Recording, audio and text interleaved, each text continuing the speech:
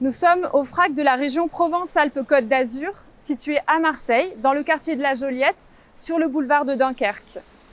Les FRAC ont été créés au début des années 80 dans l'objectif de soutenir et développer l'art contemporain à l'échelle des régions.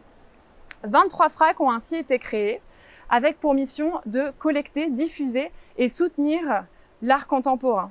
L'art contemporain désigne l'art de notre époque. Il peut prendre des formes diverses et peut faire appel à des techniques variées, pouvant aller de la récupération de matériaux ou d'objets du quotidien à l'utilisation de nouvelles technologies.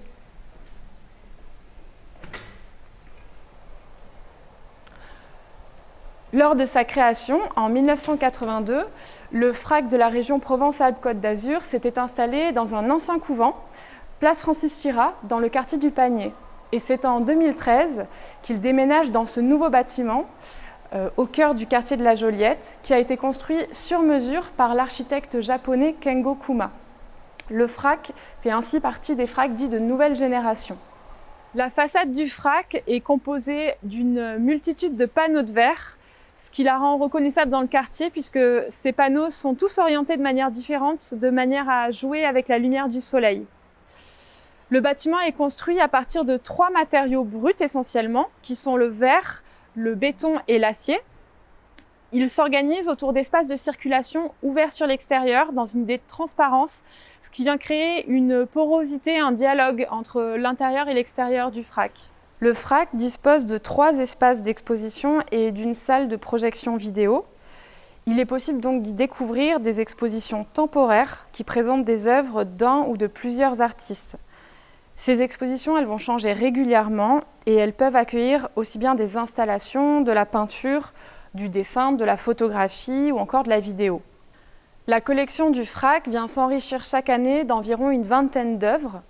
L'objectif est de soutenir la création d'artistes de la région, mais aussi d'artistes du reste de la France ou d'artistes étrangers, aussi bien de jeunes artistes que d'artistes à la renommée internationale. L'idée, c'est de soutenir cette création qui constitue un patrimoine qui est le reflet de la société, telle qu'elle est perçue et retranscrite par les artistes de notre époque. La collection du FRAC est stockée dans les réserves, au sous-sol du bâtiment.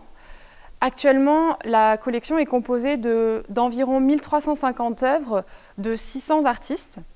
Le FRAC est également doté d'un fonds qu'on appelle le fonds LEM, c'est le fonds de livres, d'édition et de multiples d'artistes, qui est consultable au centre de documentation, où on peut également consulter des ressources en lien avec des artistes de la collection. Environ la moitié des œuvres de la collection du FRAC sont mises en circulation chaque année, pouvant faire l'objet de prêts ou de mise en dépôt dans des lieux muséaux, mais aussi dans le cadre d'expositions hors les murs au sein de structures diverses comme des établissements scolaires, des entreprises, des hôpitaux, mais aussi des centres pénitentiaires, des médiathèques ou des chapelles. L'idée de cette mise en circulation, c'est de mettre en contact les œuvres avec un public qui soit le plus large possible. La mission de sensibilisation des publics à la création contemporaine passe notamment par la médiation culturelle. Nous sommes 4 médiateurs et médiatrices présents au FRAC pour vous accueillir et échanger avec vous lors de votre venue. Il est également proposé des visites de groupe qui sont gratuites pour les établissements scolaires et les structures du champ social. Tous les dimanches après-midi, le FRAC est gratuit et une visite est proposée à 15h. Il vous suffit de vous présenter quelques minutes avant à l'accueil du bâtiment.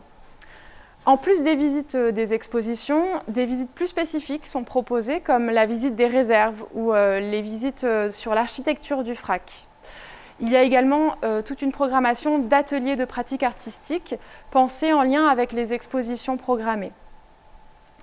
La médiation passe également par la création d'outils de médiation qu'on appelle outils du regard.